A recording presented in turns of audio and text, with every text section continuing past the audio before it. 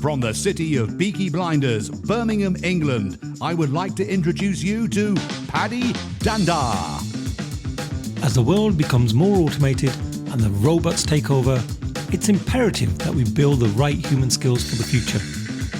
So pull up a chair, grab a samosa or two, and make yourself very uncomfortable. Hey folks, thank you for joining us for another episode of the Superpower School podcast. I'm your host, Paddy Dhanda. And before we jump into the episode, I just want to say a very happy new year to anybody listening to this podcast on the day that this episode was published, which is the 1st of January 2023. And if you're listening to it on any other day, well, I just hope you have a great day today. Now, at the end of 2022, the awesome people at Spotify shared their Spotify Wrap campaign that included some amazing statistics about the podcast. And I have to say, as I'm looking at them now, it's completely blowing my mind. So during 2022, I shared over 80 episodes on the podcast, which equates to around 2,400 minutes of content. Now, according to Spotify, that's more content than 97% of other creators in the same category as this podcast, which is the education category. I can't tell you how many minutes and hours I've spent on actually scheduling the episodes, then going through the creative process of editing, as well as putting together the episode descriptions, thumbnails, uploading episodes onto multiple platforms. It's a huge undertaking. So I'm just glad we've reached this point and I've been able to fulfill my commitment, which was to release at least 2 episodes a week. And on certain weeks, we've actually launched more than 2 episodes. I think there was one week where there were almost 4 or 5 episodes that I put out there. The reason I do it is because of the amazing enjoyment and feedback that I get from the listeners. So thank you so much for supporting me up until this point. Spotify also told me that the podcast is being listened to in over 23 different countries, and it's in the top 25% of most followed podcasts. And out of all of the listeners, 34% of you actually click on the follow link, which means you're following this podcast, so you get notifications every time there's a new episode. So if you haven't clicked that button, then please do that right now for me so that you get notified of any new episodes that come out. Spotify also tells me that this podcast is in the 25% most shared globally, which means the listeners of the podcast are sharing links of episodes with their friends and family, either through WhatsApp or LinkedIn or other popular platforms. So once again, that has completely blown my mind. So thank you so much for spreading the word. And hopefully we can continue to spread the word as we go into 2023. So without further ado, let's dive into this particular episode. Normally I would bring in an awesome guest and I would pick their brains about their knowledge, their specialism, their expertise. But today I thought we'd try something a little bit different. So you're going to be stuck with me, myself, and AI.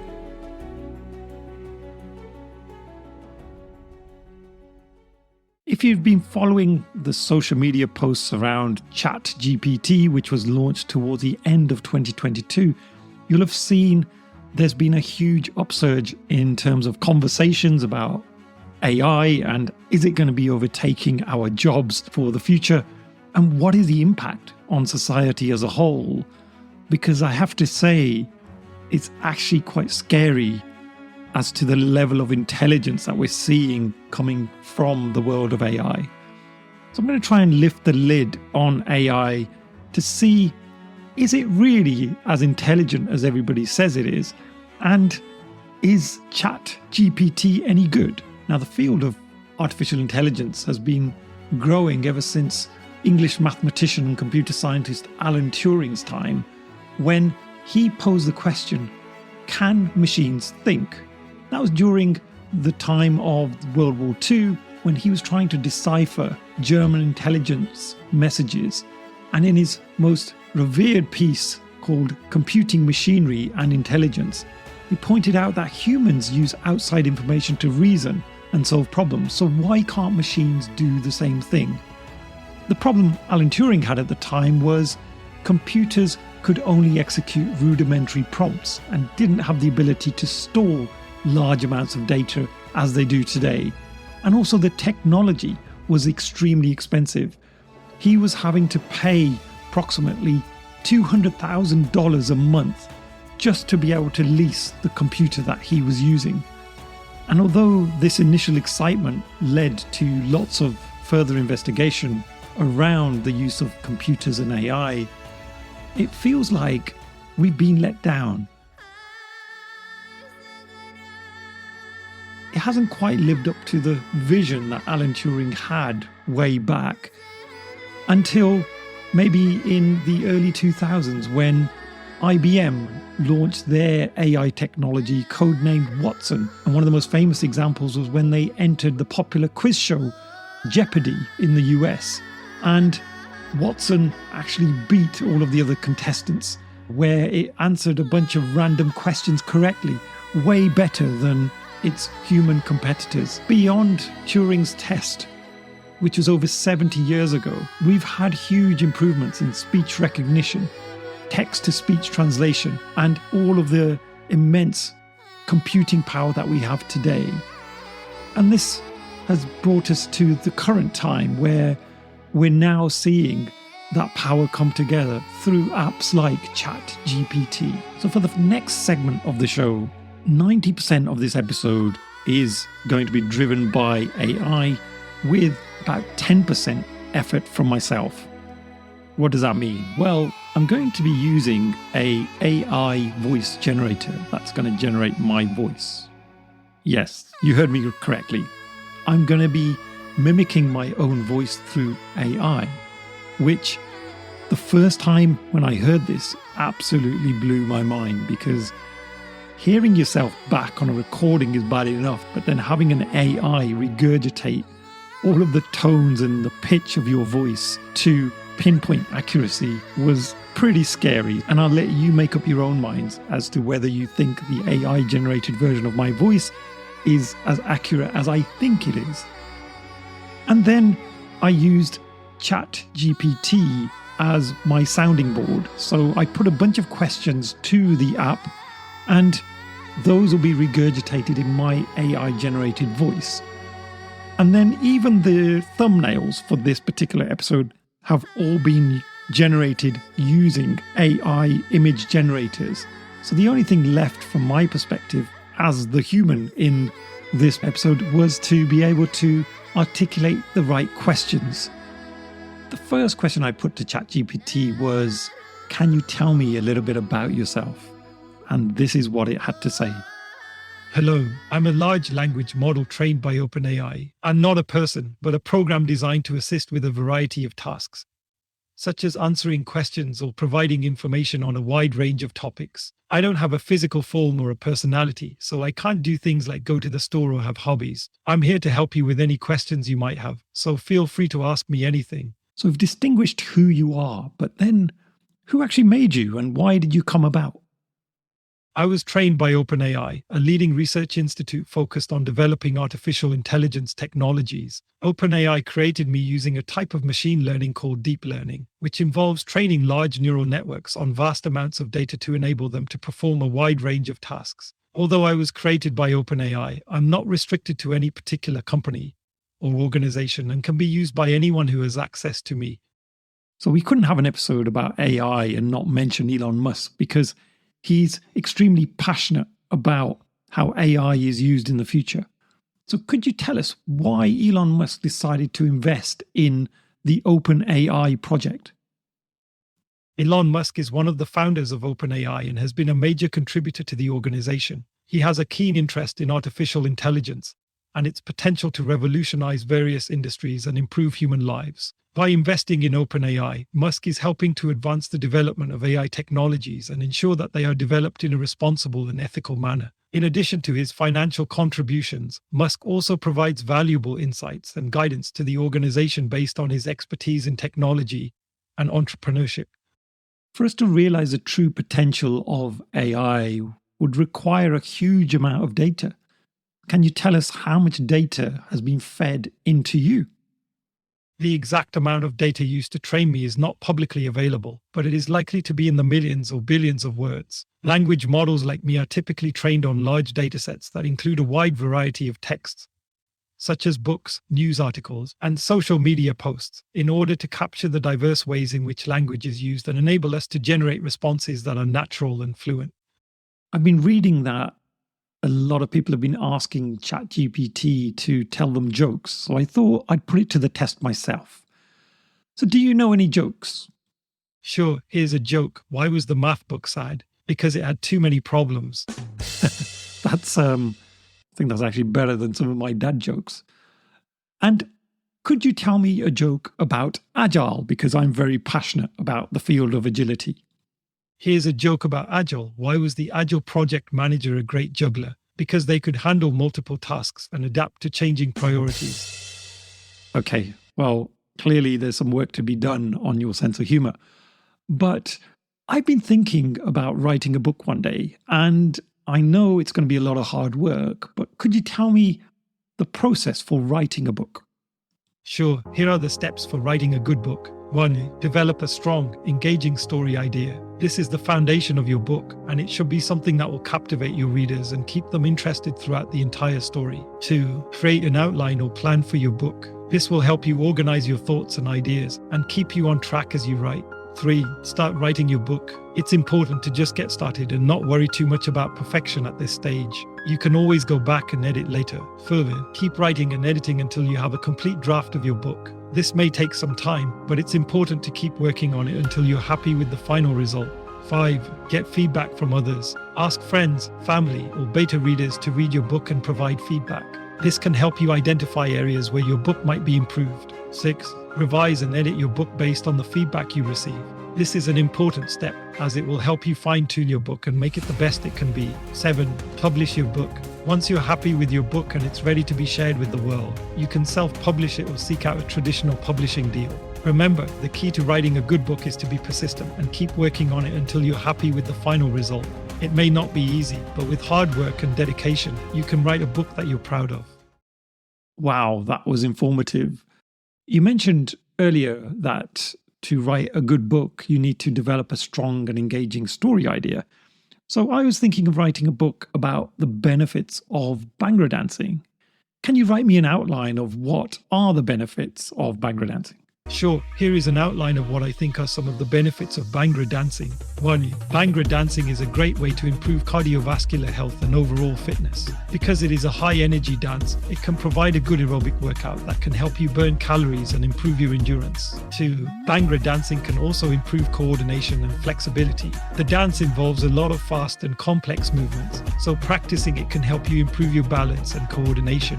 Additionally, the dance can help you stretch and loosen your muscles, which can improve your flexibility. 3. Bhangra dancing is also a great way to relieve stress and boost your mood. The energetic music and lively movements can help elevate your mood and release endorphins, the feel-good chemicals in your brain. Dancing can also be a fun and social activity, which can help you connect with others and reduce feelings of loneliness or isolation. Further, Bhangra dancing can also be a fun and interesting way to learn about different cultures. Bhangra is a traditional dance from the Punjab region of India, and it is often performed during celebrations and festivals. By learning about Bhangra and its cultural origins, you can gain a deeper understanding and appreciation of different cultures. I hope this outline helps you as you consider writing your book about the benefits of Bhangra dancing.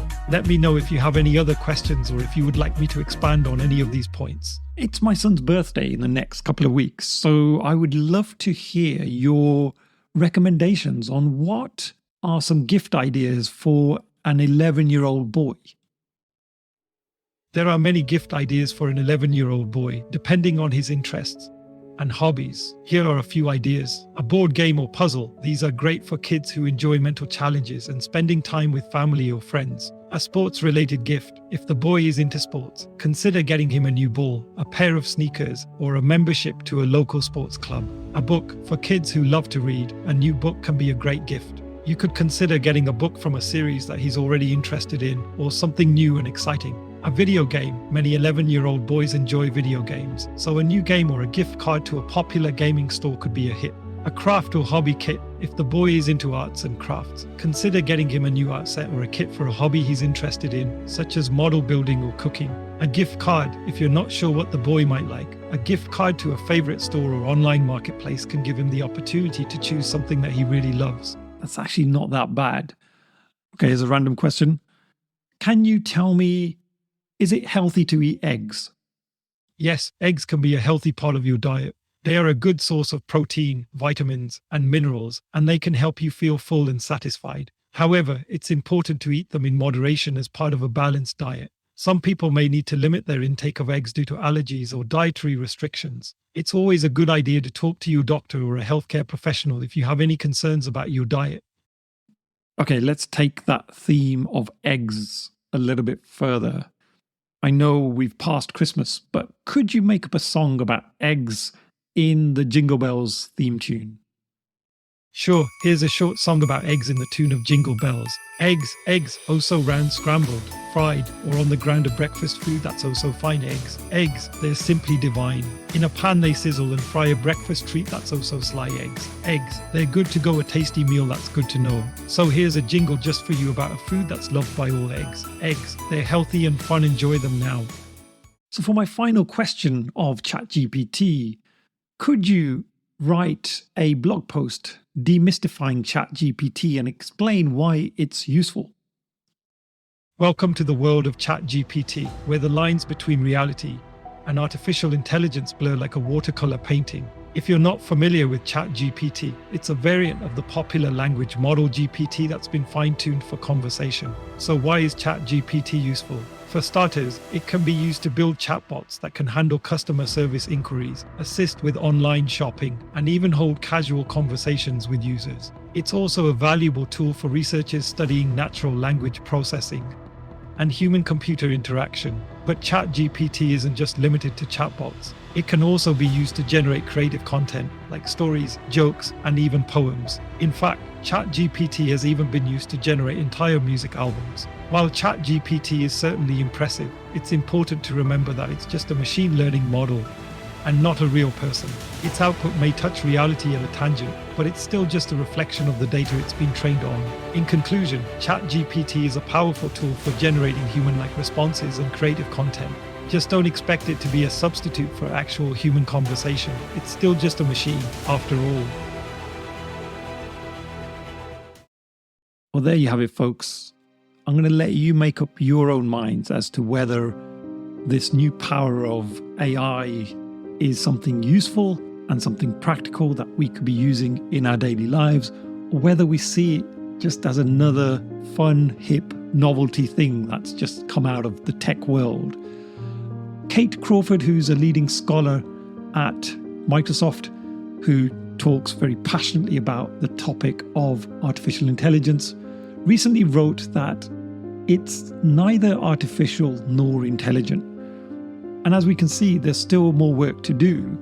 But I have to say, since communicating with automated bots on websites for customer support, ChatGPT is a huge leap forward.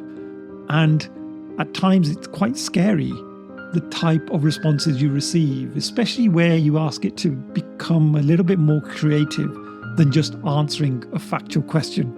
And I love the way you can link a question to a previous question, and ChatGPT is able to connect the dots and provide a much more contextualized response. It's certainly going to be disrupting the social media industry. I know I had a digital marketeer on one of the episodes previously who talked about the implications for social media and content creation, because now we can leverage the power of AI to, at the very least, give us an outline of a social media post and then add the human aspects to it by incorporating some human perspectives, some stories to make the piece a little bit more compelling. We're seeing the power of computing exponentially increase. And as we know, AI is only as good as the amount of data that we put into the system. And so if the system now is capable of taking on unlimited amounts of data, then the possibilities are endless. But you'll be pleased to know that I won't be replacing myself by AI for future episodes. It will be me, not my AI generated voice. And I'll be continuing to keep my eye on how ChatGPT evolves over the coming months. And maybe we'll do another one of these episodes at the end of 2023. And then we can compare some of the differences in responses that we're receiving at that time versus now. So thank you for listening. And I hope some of the content today was useful. If you haven't done so already, please click on the follow link on whichever platform you're listening to us on. And I'd love for you to write a short review if you're enjoying the content that I'm sharing with you guys. So have a fantastic rest of the day, and I look forward to the next episode.